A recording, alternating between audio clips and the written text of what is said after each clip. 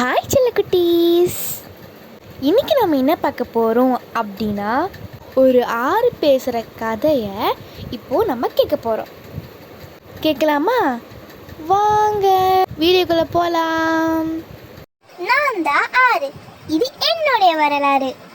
கல்லும் மலையும் குதித்து வந்தேன், பெரும் காடும் செறியும் கடந்து வந்தேன். எல்லை விரிந்த சமவெளியில் நான் இறங்கி தவழ்ந்து நடந்து வந்தேன்.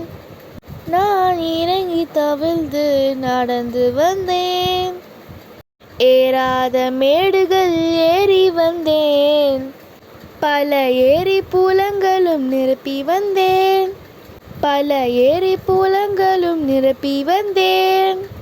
நில்லும் எனக்கு இனி நேரமில்லை, நான் நீண்ட வழி போக வேண்டும் அம்மா.